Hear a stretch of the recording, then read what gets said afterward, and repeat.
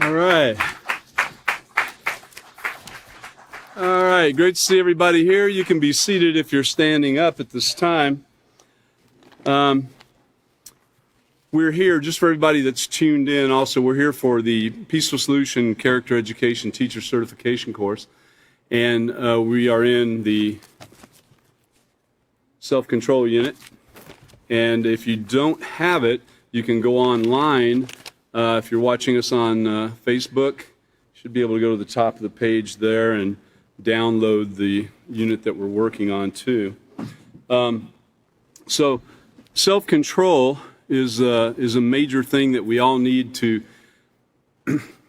gain this this great character, to change our hearts and minds, to make us into something different than we've been all of our life.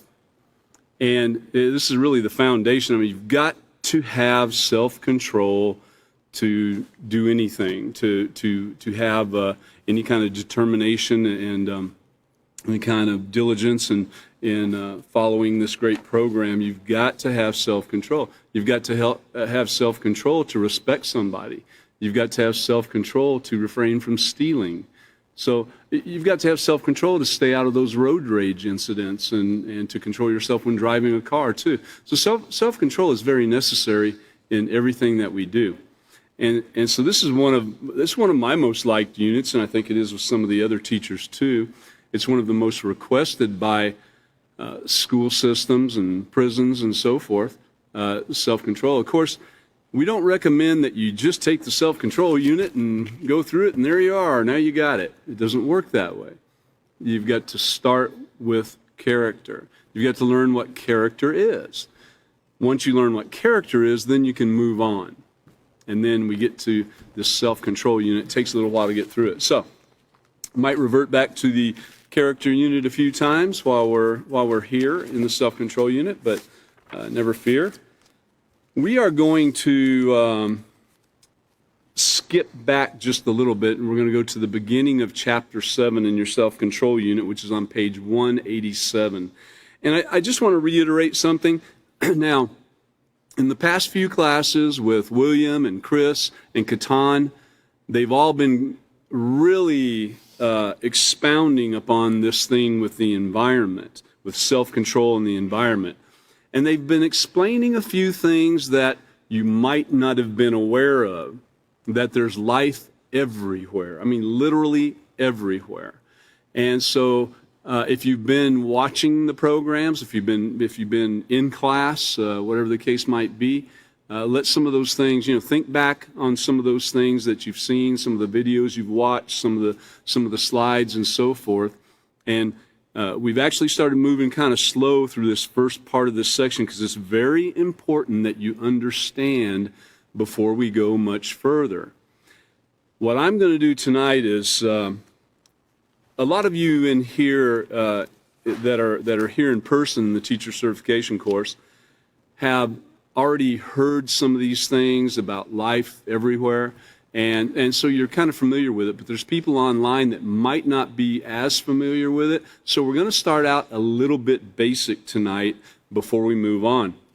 And so what I'd like to do is introduce, if you could show on the overhead, and hopefully we can get this book in print for the Peaceful Solution at some point in time, but let's learn about microbes.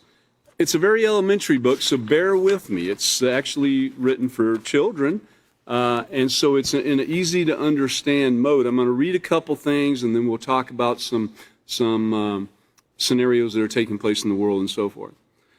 Okay, so using a microscope, we would look at samples of pond water, leaves, greens, and wood, and we would be able to see some little microbes.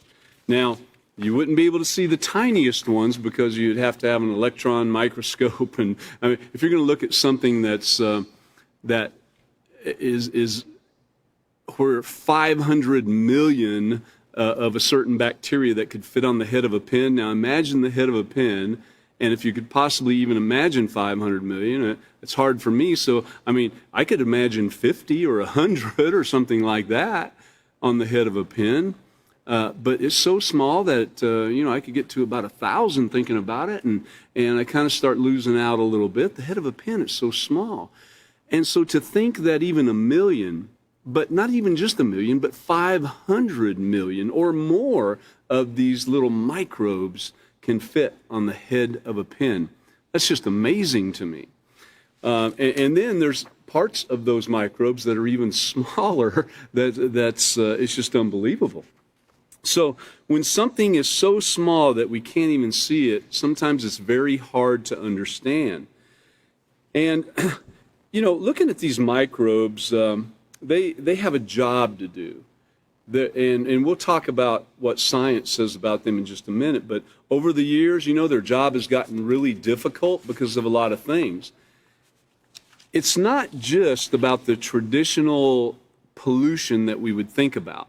The pollution such as the obvious stuff, such as smog that we can see, trash that we can see, sewage in the water or on the streets that we can see with our eyes. That's what we consider to be pollution, right? So the first thing to understand is that everything we see is alive, even a rock. The rock's little creatures, they might live in a different way, but they're still living. And just like the microbes are, even though you can't see them, they are there.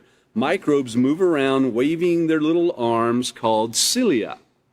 The cilia are pieces of string attached to their body which help them to move about. And I've got a picture of that here, I think. Let me look here.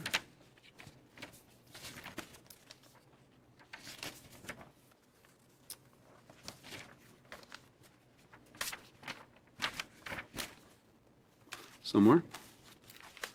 Here we go. Okay, if you can show the overhead. That's what that looks like, and that's on these microbes. Now, think about that for a minute and see every one of those little hairs, which there's a whole bunch of those on there, and that's on one of those little microbes that fit on the head of a pin. So, now I gave you a figure just a minute ago, and I said 500 million could fit on the head of a pin. That was just kind of to get you started in your thinking process. Now I'm going to show you really what it is. Can you show the overhead, please? So about 1 trillion bacteria, 1 trillion. Now, I was having trouble with that 500 million thing, but 1 trillion bacteria can fit on the head of a pin. So how many microbes do you think there are at the bottom of the ocean? Or on the bottom of your feet? Or on your hand right now? Or on the table that you have your hands on, or on the keyboard that some of y'all are using or the mouse that you're using as you're watching online. We're talking about 1 trillion of these on the head of a pin. It sounds unbelievable, doesn't it? But I'll tell you, it's from the National Science Foundation. I mean, kind of interesting, isn't it? So keep that in mind as we're talking about this, because you really got to understand this before we can really move forward on this pollution thing and the environment and how important it really is. So microbes are everywhere. They're in the soil, they're in the dirt you dig in, they're in the water, they're in the air, they're even in you and on you. All right? Trillions. Remember the head of a pin? Trillion of them? How many heads of pins do you have, within you? A lot. So they help you to see. They help you to digest the food you eat. And the word digest means to break down the food you ate. Then the nutrients can travel through your body, but that's another amazing story. So what's interesting is that science is really... Let me get this, because I don't want to just say it. I want you to see it. Science is really just now finding out how involved this is and how important these microbes are, and that there's all these living things within us that actually eat, have a life, eliminate, just like people do, just like we do. They have a life, they have a job to do. And they're just now finding out about all this stuff. So it's really, when you start digging into this, it's so amazing. and then you can really understand how important it is to protect the environment. Remember, think back to the last classes that you've had with Catan most recently, and then William was before him, and Catan before him. You know, it's all started in bringing forth this picture to you of how important this stuff is. So to move on a little bit, and I'm not covering everything out of the book. I'm skipping a little here and hitting some high points, but the little bugs found in the soil help the seeds to grow into plants. You've ever wondered how that one kernel of corn can grow into this big old plant, or a little seed can grow into something, you know, really big just out of the soil? How does it do that? You know, and of course, in science, some of us, if you're my age, you know, we used to take some seeds and put some paper towel and get it damp and let it germinate. You know, it sprouts a little bit, and then we'd plant it in the soil and actually grow something. And, you know, that's all there was about it. They didn't mention anything about microbes to us. They just said, yeah, the soil has nutrients in it, you know. Okay, where do those nutrients come from? So these microbes, these little bugs, if you want to look at it that way, if it'll help you, they help the seeds grow into plants, and they help the plants to take the sun and turn its warm rays into food. Amazing, isn't it? So the plants can grow. Microbes also carry food to a plant's roots so it can get the vitamins that it's seeking also to live and to grow and to produce the fruit that it produces. Let's talk a little bit, now that was the soil, but let's talk in our bodies, but let's talk a little bit about the oceans and bodies of water. You know, the microbes, they work at getting rid of impurities or things that make life in the water struggle. Remember a moment ago when, if you could show the overhead, the National Science Foundation says there's about 1 trillion bacteria that can fit on the head of a pin.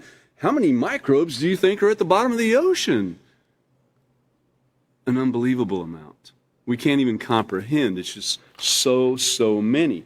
And they work in that ocean to help clean it up and make the life in the water, to help keep the water clean and usable. And some of it is food to even those animals that are in the water. And even those animals in the water are made up of, guess what? Microbes. And they have microbes within them and on them and all around them. It's amazing. But there's so much stuff that's not beneficial now that's in the waters and the air and on us and in our food that's not beneficial. And it's made the microbes' job really, really hard.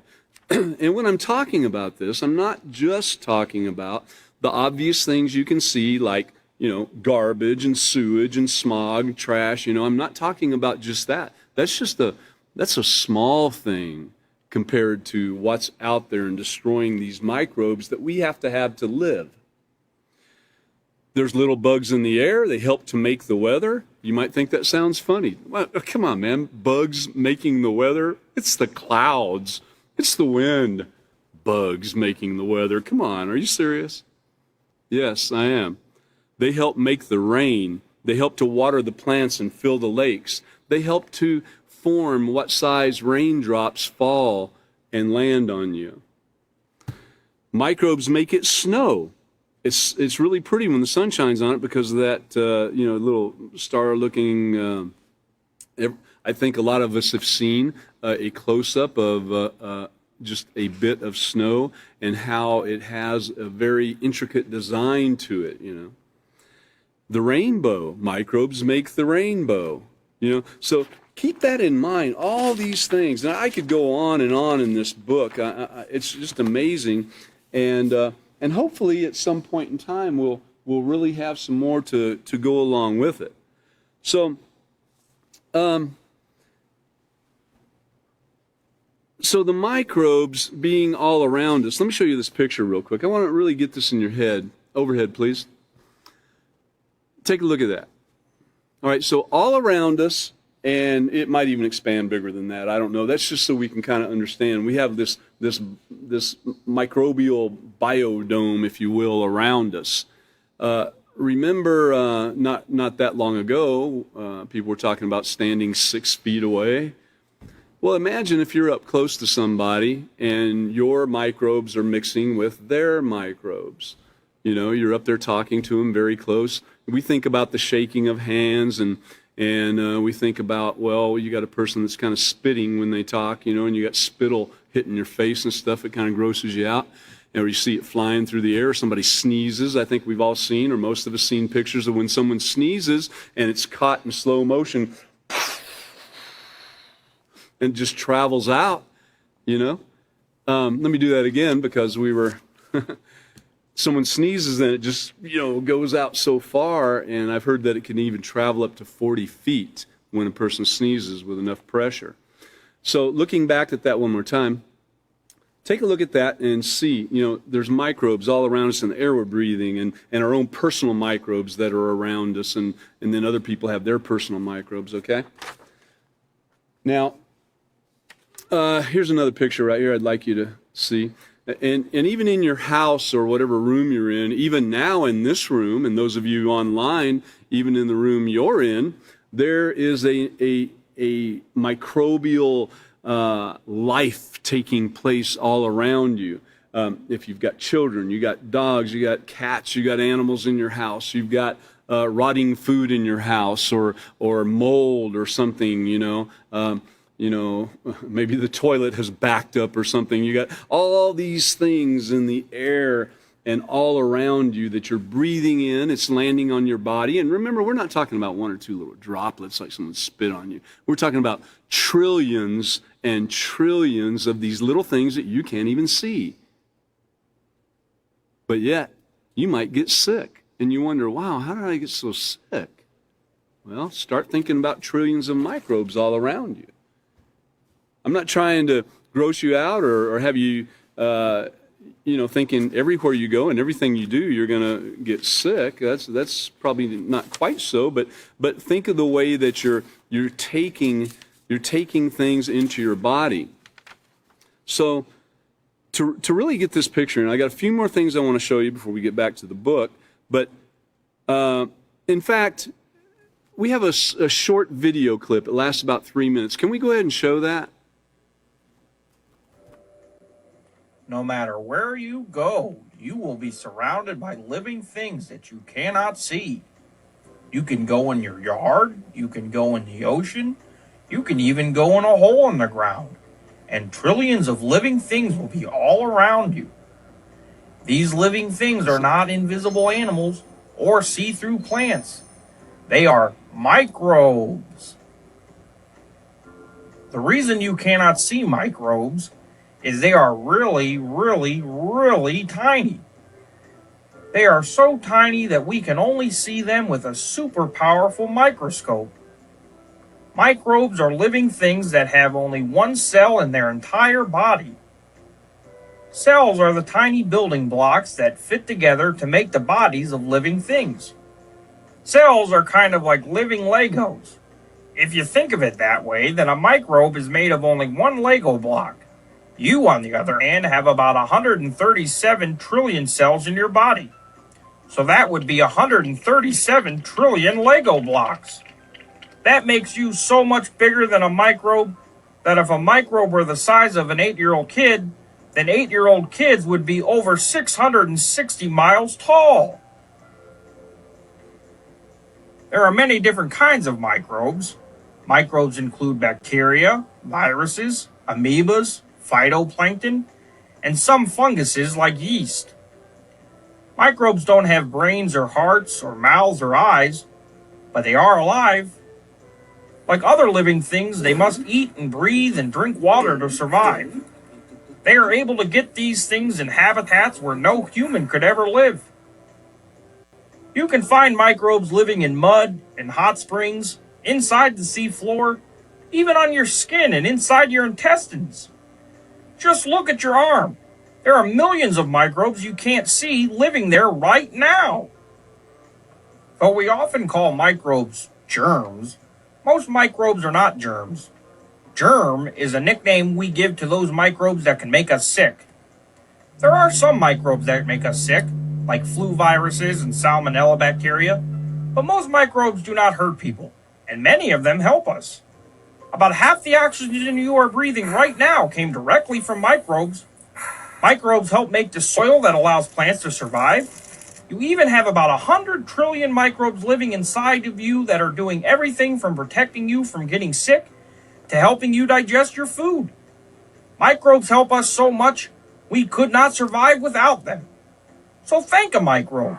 You don't have to travel far to find one. Wherever you go, they're all around you. All right, so we had slight technical difficulty there, and even though you heard the audio, the video didn't play.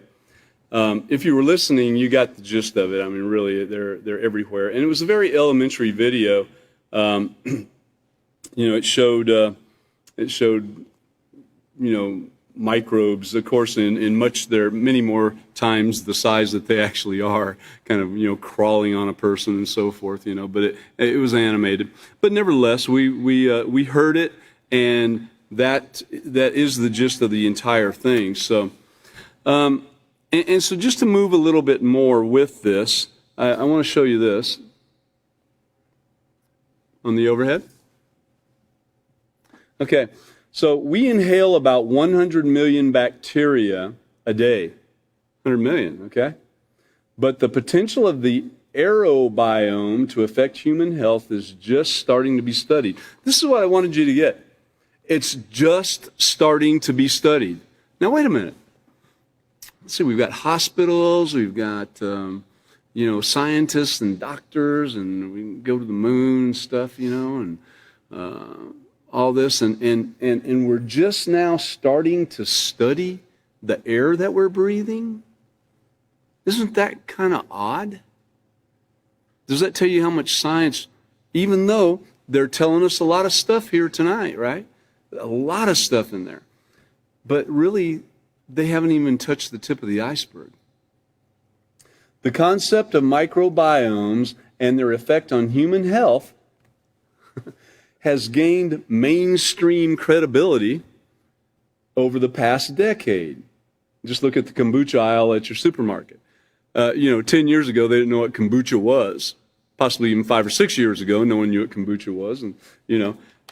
But kombucha has billions of microbes in it, and it even says it on the bottle. If you get kombucha, it tells you billions or trillions or something like that. So we're just now starting to understand. I mean, 10 years ago, it just now gained mainstream credibility. So the people that were talking about these were called quacks by the mainstream medical society. Quacks. Who was the quack? I'm just asking. I'm not saying anybody definitely was. I'm just saying, an interesting thing to think about. So if you really wanted to see some quackery, let's go ahead and turn over to on page 187 here. Let's look at that second paragraph first. In this final chapter, we are going to expand the concept of self-control to include the environment. We will explore ways in which our choices, and I want you to remember all that, our choices pollute and contaminate our air, water, and food supply. And the word environment encompasses, and this is where all this comes into play that you just saw. And remember the things that you've heard over the past several classes. This is where it comes into play. All living things. So we tend to think of that a lot of times. I know myself, I did before I found out these things. I thought about, humans, we're living things. The cat and the dog, the fish, the bird, those are all living things, right? But we've got to focus and understand, and with what you've been told here tonight, even by the medical society that just started studying it, or the science, that just started within the last 10 years studying these things, they're telling you these are living things in you, on you, around you. You eat them, you breathe them, you spit them, you swallow them, you drink them. They're all over the place. They are living things. So again, we are going to explore ways in which our choices pollute and contaminate our air, water, and food supply. And the word environment encompasses all living things as well as the atmosphere, the soil, all bodies of water, And the earth is the only home we have, and we rely on it to provide us with everything we need to sustain our lives. You know, they've tried before to create biodomes. I can't remember if it was back in the 70s or 80s, but a while back, you know, they created this big, you know, biodome, and only a few people were allowed in, and they had to be sterilized before they went in, and it was a sterile environment, you know. It didn't work. It didn't work at all, because remember, that was even before the 10 years ago that they started even looking at this stuff, and that mainstream, the mainstream credibility, you know, the credibility only came about 10 years ago. So they didn't know about these things, and their examples and their projects and everything failed because they didn't know about all the living things that they need to protect. They were just worried about people and cats and dogs and stuff like that. So, all right. In return for what the earth and these microbes supply for us, we are caretakers. We are responsible to care for this beautiful planet. We are the caretakers of the earth and are obligated to preserve its resources for future generations. And you can go on and read the rest of that. I just wanted to focus on that second paragraph real quick. And let's go ahead and turn over to page 197 or 194 and talk about this for just a minute. This is where Catan left off in the last class. And so if you look at the bottom section of 194, it says, our planet is suffering because of the choices we have made as a society. Now, remember all these things about the microbes, all these things about science just now starting to find out about them. And so take the test below to find out how much you know about the environment. So I'm going to ask you a question. There is plenty of clean water for everyone to drink. Is that true or false? It's false, absolutely. In fact, our water is so messed up, and you know, drought has really affected things now for a long time. And so it is so messed up that, you know, in a lot of places, overhead please, our water looks like that. If you've watched the news, you've seen people talking about brown water coming out of their taps. You've heard them talking about water that you can light with a lighter. I saw it with my own eyes. They turned on the water, they took a lighter, they lit it, and it flamed up. That you could see with your own eyes. So the water is way messed up. And yeah, there's different things going on, like pollution from, you know, refineries and plants and stuff like that. You know, when I say plants, I mean businesses and everything, and big corporations, all that stuff. But, you know, in reality, we're just now finding out about what turned our water brown. Science is just now finding out. It's amazing, actually. And you know, they've gone to the point, now they tell us, let's show this overhead, please. They tell us that it's okay to drink recycled sewage. You know, I hear about it. Scientists are saying, oh, yeah, it's great and all that. I've watched videos of mayors of towns standing there drinking the recycled water to show everybody how safe it is.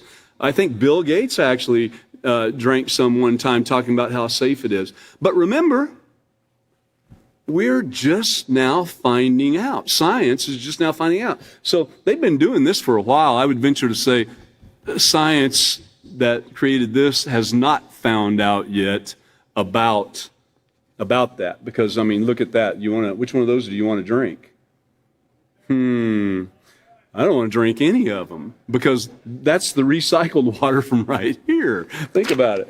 So, you know, again, we're just now finding out. And if you missed it, at all, let's go ahead and I'll show you this again from the National Science Foundation. They're just now so amazed that all this bacteria exists on the head of a pin. Over 1 trillion on the head of a pin. It's just amazing. And then the other one, of course, when it's talking about the air we breathe, you know, back closer to the year 2000, a study was done in the San Antonio and Austin area, some of the major cities, where I believe it was the University of Berkeley science department actually took some samples of the air. You know how they did it? Take a jar, put the top on it, and they took it in, tested it out, and found 18,000 something different bacteria, that different kinds, not the amount of how many was in it, but different species, different kinds of bacteria in a jar of air. Okay, so that was back in 2003, but again, they didn't get any mainstream credibility. Overhead, please. They didn't get any mainstream, if you could look at the overhead, mainstream credibility. That means from the big science departments and the medical establishment and so forth, and society in general, and municipalities and everything. They didn't want to hear any of that. They knew nothing about it. It would have undermined their godly status in knowing everything about everything. See. So they're just starting to find out. It's just starting to be studied, but yet now they want to service recycled water? So the water supply is defiled. I mean, it is messed up completely. And I'm not talking about just that. That's just one thing, science, really claiming to be very smart about this, but yet they're just now starting to find out about it, and they're willing that everybody drink their sewage.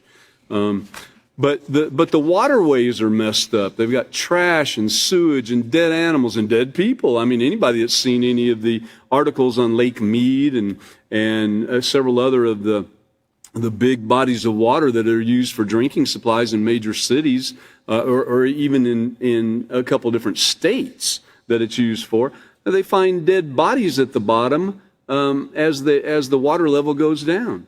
Now, you've seen that, right? Some of you guys? Okay, so let's look at question number 2. And remember, you got to be thinking about these microbes as we're talking about this. You know more about it right now than science does. Number 2, everyone has enough healthy food to eat each day. True or false? False, right. And so when we talk about healthy food, show the overhead, please. We've got drought right now, and that's just showing one thing about some burn-up crops, Well, obviously we're going to have some famine taking place because this drought is taking place all over the world. But not only that, science says that it's okay to eat things that are not okay to eat. Really? As we learn more about these microbes and how they work and how they clean things up and supply our food and everything else, we also look at some of the bigger things that we can see that are out there to clean up. Different animals are out there to clean, sea life is there to clean up the oceans that rely on sewage that's being pumped into them that they can eat and drink and take in, and it becomes part of their body. And then what do? Well, not me, and not none of y'all, I don't think, but what do? We go and eat them? Well, that takes away from the ocean being cleaned, for one thing, and we're putting those things in our body now because science hasn't really found out about it yet. They just started studying these things about a decade ago. I mean, let's go to question number 3. You guys are really on top of things. All trash is disposed of properly. True or false? Yeah, sad as it is, it's false. Let's go to the overhead. This is just one picture out of, thousands and thousands showing, a certain city. I think this is Mexico City, actually.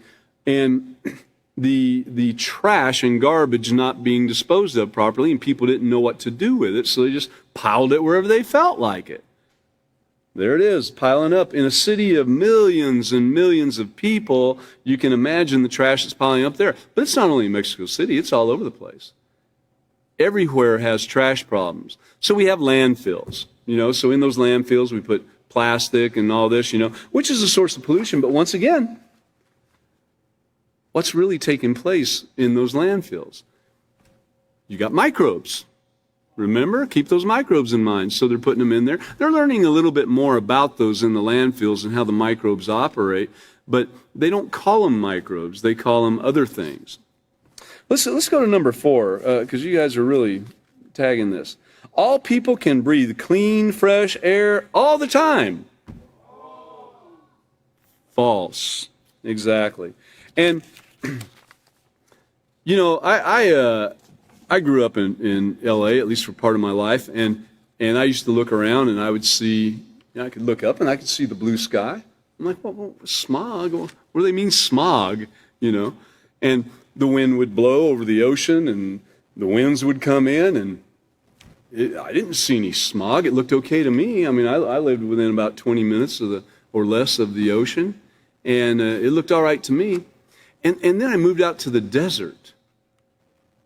And almost every day, what I would see between these two huge, almost 11,000-foot mountains, and Interstate 10 going right through there, what I would see coming through there in the evening, built up all day, and then the winds came, the ocean winds came, and it blew it through there, and then it all had to gather to go through that mountain pass, It was just a red wall of something.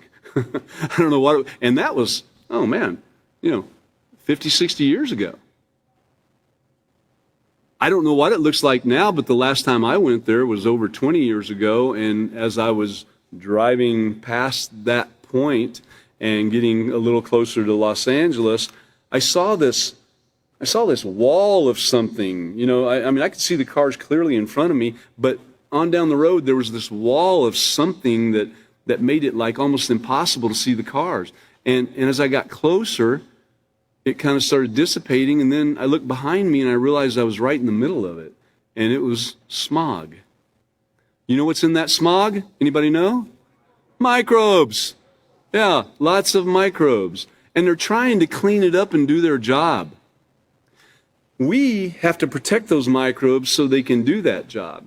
If all of them were really living a great life, all those microbes that we've ignored for the last, 6,000 years or so, we've ignored them.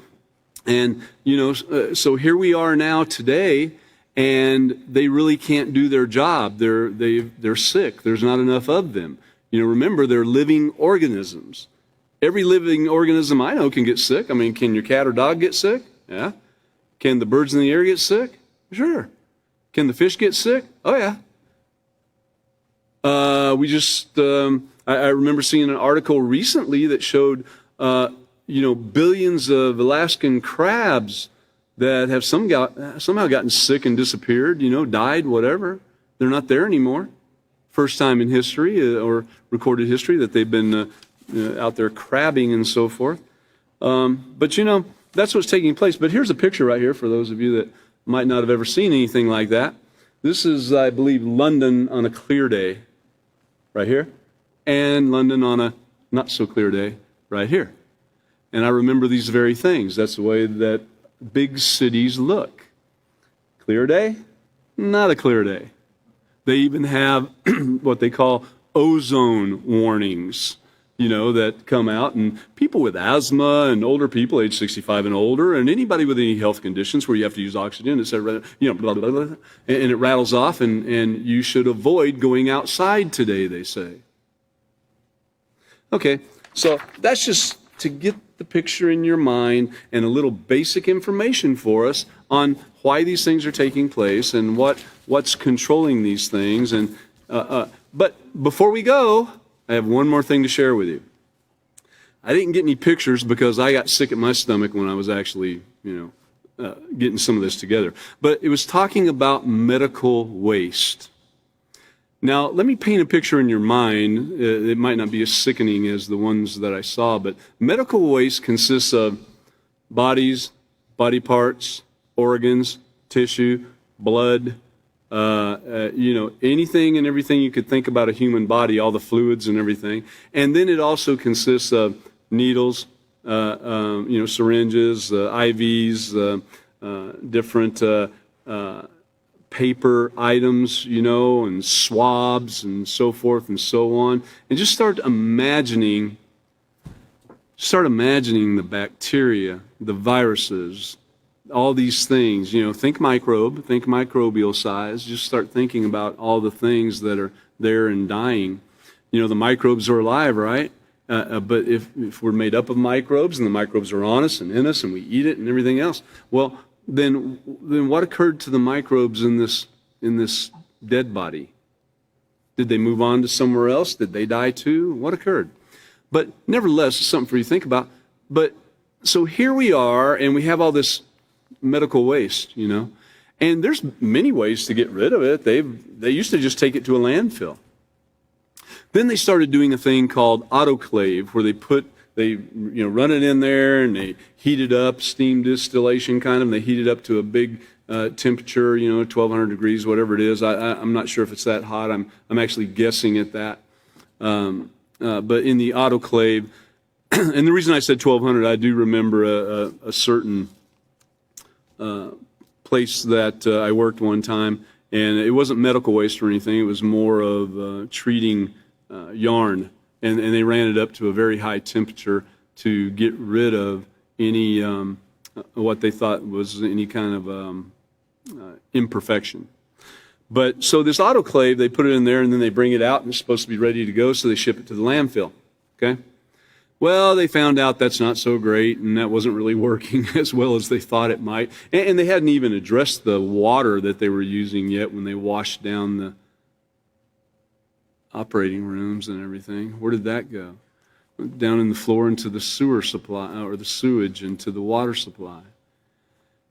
All the diseases, all the pathogens, all the pharmaceuticals, all the blood, bodily fluids. You getting the picture? And so this has been going on for an extremely long time. And so then they come out with some other ways, but it included the autoclave, and it included some kind of gas station, and all these other different ways, and then it ends up, of course, at the landfill. And so now they have another way. Now, this particular way, I'm just going to read this to you. Oh, it's important for me to show you this first. Overhead. Waste as a resource, okay? Now, one of the things I've noticed that a lot of these things always leads back to money, And so waste as a resource.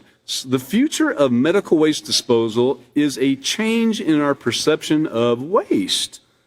With ozone quickly becoming the method of choice, and with gasification on the horizon, we aren't just finding cleaner methods of disposal, we are transforming waste into an efficient, clean energy source. And I want you to think about the pictures of the water you saw a little while ago, and the water recycling, and really remember, they're just learning about these microbes into an efficient, clean energy source. Of course, this is put out by those that are wanting them to use this new process so they can make money on it and so forth. But very soon, facilities like hospitals will be able to be powered by the very waste they produce. Both gasification and ozone technology have the potential to vastly reduce the environmental impact of medical waste disposal. So they're admitting there's been a huge environmental impact on medical waste disposal. Not knowing quite how it worked, because, of course, they didn't know about the microbes, and it's just now entering to the general, medical and scientific field of credibility. But anyway, to the impact of the medical waste disposal while dealing with the waste in a safe, effective manner, all while creating a sustainable energy source. Man, I could hear this sales pitch going on right now, and this is part of it. But I could just imagine the close on these.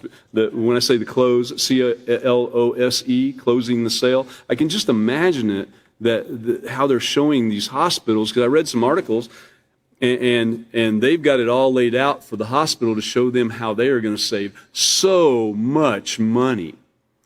It doesn't even really focus that much on the environmental impact. It all talks about money and how by them recycling this stuff and using it as their heat and energy source by a process of burning, which you can't go into it too much, but we will a little bit, how it's going to benefit them so much. But, it's a shame, because I don't think these guys really know about these microbes. Remember, last decade, it's just now starting to kind of gain a little credibility in the mainstream scientific field, right? Well, they've been working on these things a lot more than 10 years, and they've got a lot of money sunk into it. And when they find out about these microbes, do you think they're going to change it? Okay, so here's another part of that particular article, which you can't read right there, but I'm going to read some of it to you. 2 ways that this new system, they call it MAGS, will increase your net savings. Oh, there it is right there. Profit. best cost-effective solution. And it says, as mentioned in the beginning of the article, there's a way to turn your medical waste burden into an opportunity to make more money.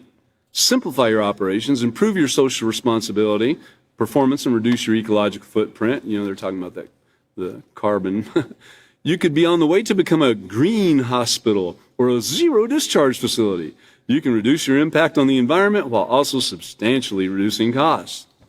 So it all really goes back to the money. It continues on, and it talks about eliminating the fees related to the contracted waste management company, the transport, the treatment, the disposal, the sorting equipment, the cost of labor, the fees for the refrigeration, the cost of gas, and more, and to recover it and use it as an energy source to further save even more money. Man,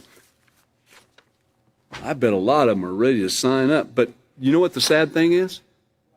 They just don't know about the microbes. They're just starting to learn about them. Well, so here's some cold, hard facts.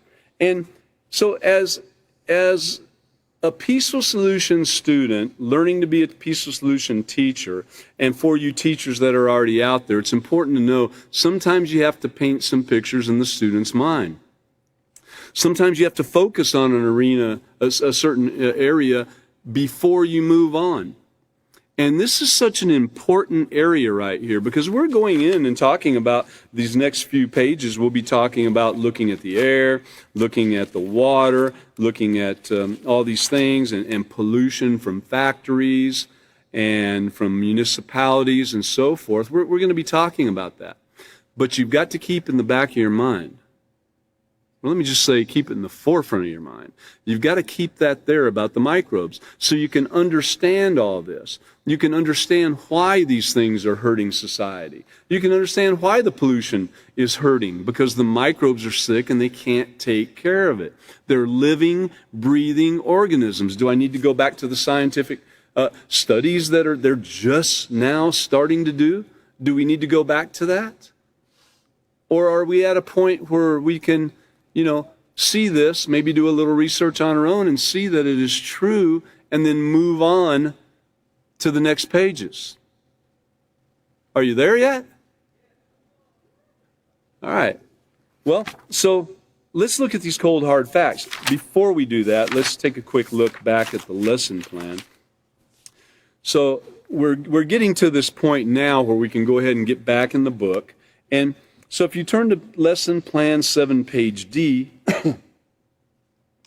by the way, if you look at procedure number 3 at the top, and look about halfway where it says, emphasize, it's right after the bold, page 192, it says, emphasize that technologies had consequences on the environment. Well, okay, right there, that emphasize, that's what we're doing right now. We are emphasizing it for you to help you to understand and really get the picture of what's taking place. And so now let's go down to the page 194, read what goes around comes around, which Catan did, and then we completed the accompanying exercise at the bottom of the page, and we've been looking at our answers and talking about it a little bit, or you've been answering some questions, and I've been doing a little talking about it. Let's go ahead and look at procedure number 4 today. Let you evaluate your answers for the test on page 197. Okay, we're going to get there. But look at procedure number 4. It says, tell students that you're going to study air pollution, and we're coming up on that, and ask students if they know what causes air pollution. And then turn in your handbooks to page 197. Well, we're going to turn to page 197 by going through a few other pages that really aren't mentioned, and that's page 195 and 196, okay? Then we're going to get to page 197. So even though it's not listed in the book, we're still going to cover those pages, okay? Everyone with me? Okay, so turn to page 195 in your self-control unit. And it asks the question, so how did you do? If you answered false to all the statements on the previous page, you answered correctly. And let's take a closer look as to why the answers are false. Now, remember, you've already learned about the microbes here, so keep it in your mind as we're looking at this. The cold, hard facts.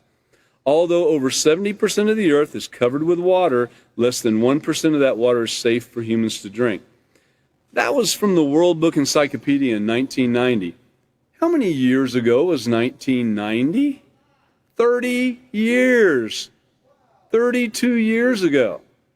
Do you think that that might have actually gone down less than that 1% by now with all the things we've been talking about? I think it probably has. Pollutants and disease have been found in some of our food supply. What? Really? That's from Microsoft Encarta. That was a online encyclopedia. Don't know if it still exists or not, but Microsoft Encarta. I remember back in Windows 95 that was available. We've moved away from there quite a bit by now. But and when it says pollutants and disease, I remember a few years back when one of the cleanest water supplies in the state of Arkansas, I remember I called and talked to the one of the biologists, scientists there that was on staff, and I got a little more than what I bargained for. I was just asking a few questions about how the water supply flowed and the life in it and everything. And this person immediately started telling me, well, the thing you got to really understand about this water and the problems is that there's a lot of pharmaceuticals that are found in the water. And I was like, what? Pharmaceuticals? And I'm talking about, a decade ago, probably. So pharmaceuticals in the water, in this clean, pristine water supply?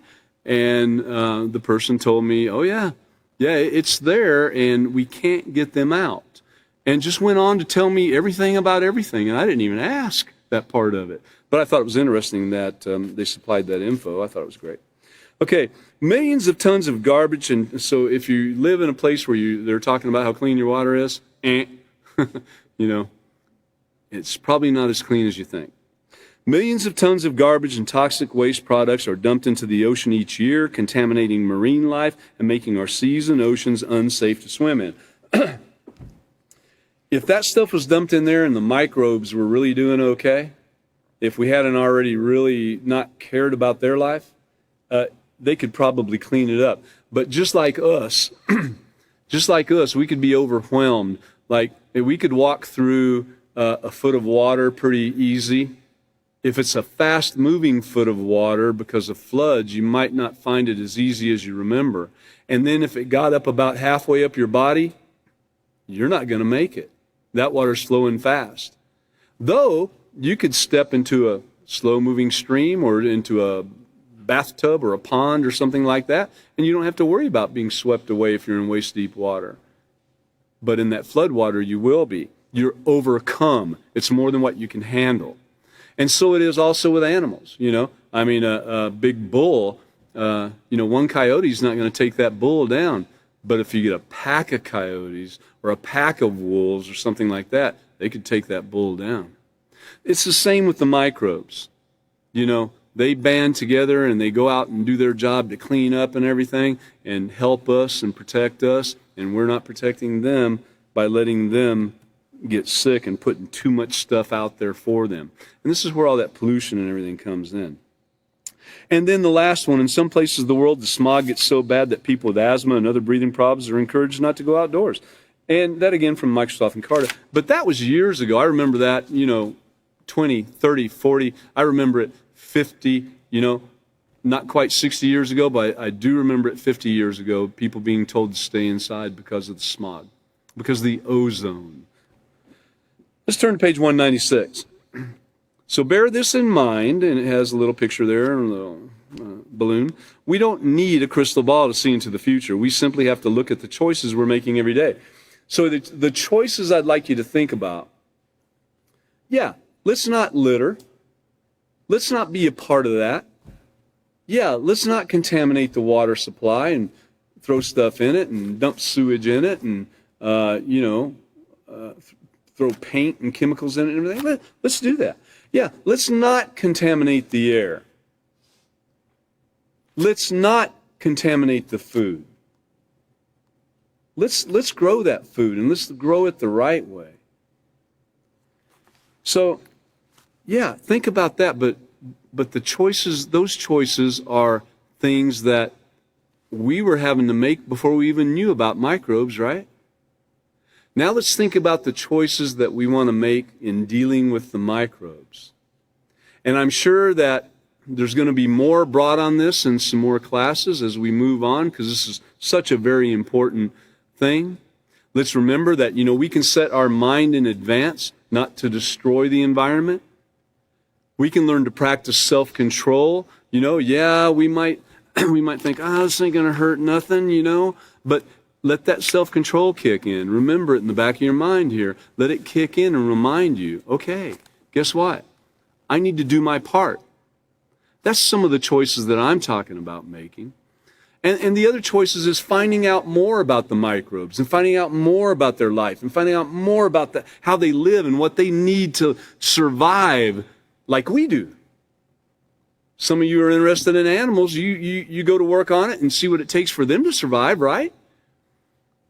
If you breed dogs, you're probably finding out a whole lot about them to find out how they survive.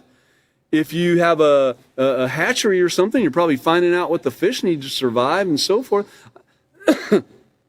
Excuse me.